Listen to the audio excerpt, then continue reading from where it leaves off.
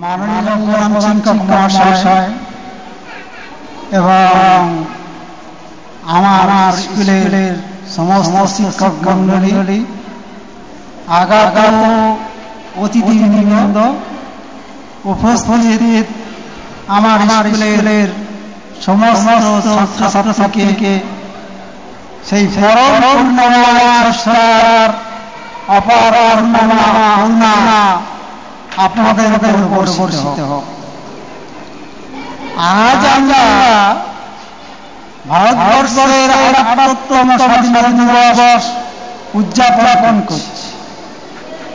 এই স্বাধীনতা দিবস উদযাপনের কালে ভারতের সংবিধানের তরুণার মনে মনে পড়ে যায়, যেখানে আমরা ভারতের জনগণ ভারতে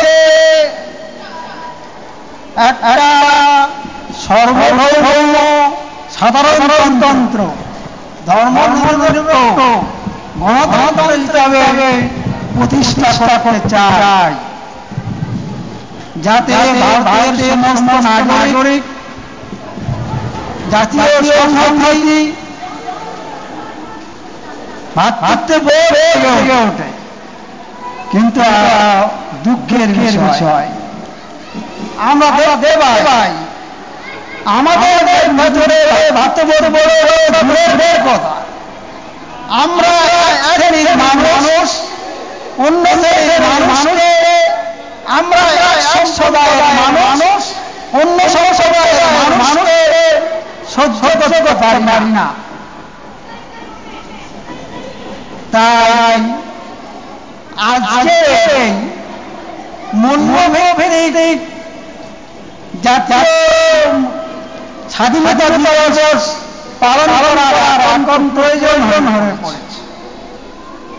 দেখা যায় ভারতবর্ষের ইতিহাসে মুসলমানদের সংগ্রামের কোনো তথ্যই পাওয়া যায় না, কিন্তু আমরা ইতিহাস দেখতে পাই ভারতবর্ষের স্বাধীনতা সংগ্রামে মুসলমানদের বেশি ছিল। আরো ইতিহাস পড়ে, কিন্তু সেই ইতিহাস আমরা জানি না। সেই ইতিহাস আমাদের থেকে মুছে ফেলা হয়।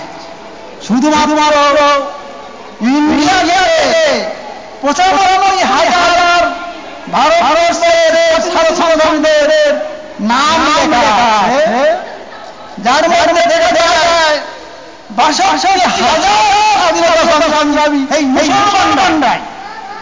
ইতিহাসে থাকে তাদের নাম মুছে দেওয়া হয়েছে। কেন মুছে দেওয়া হয়েছে? এর বড় ইতিহাস আছে। চকচক করে ভারতবর্ষ থেকে মুসলমানদের চলছে, সেটা আমরা আজকের মধ্যে প্রকট হয়ে উঠেছে। আমরা দেখাই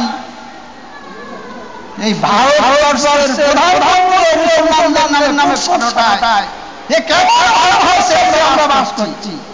এ কোন ভারতবর্ষ যেখানে ভারতবর্ষের পাশাপাশি হাজার মুসলমান তাদের দিয়ে ভারতবর্ষের স্বাধীনতা ছিল।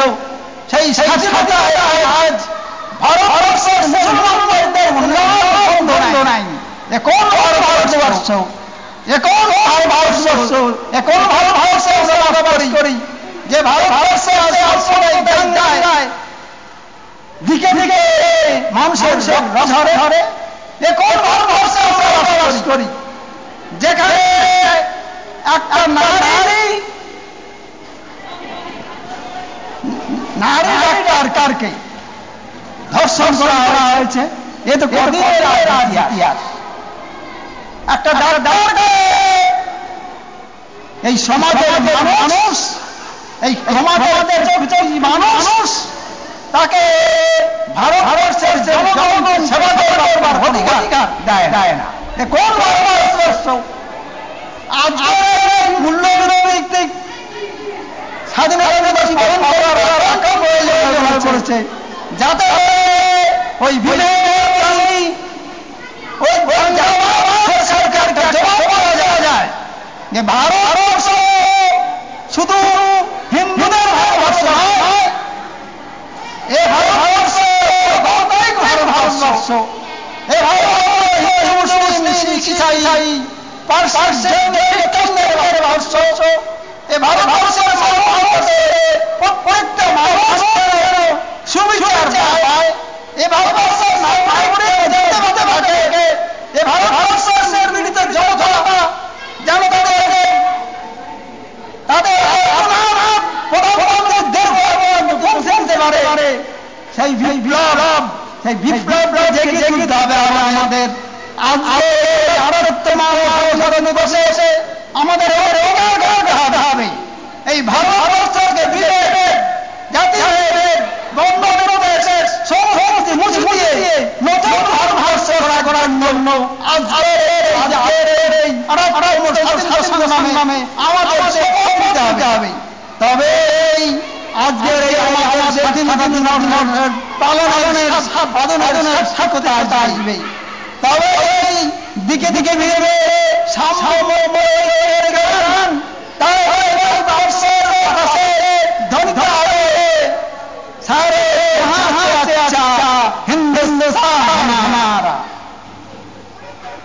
ভারতবর্ষ জিন্দাবাদ।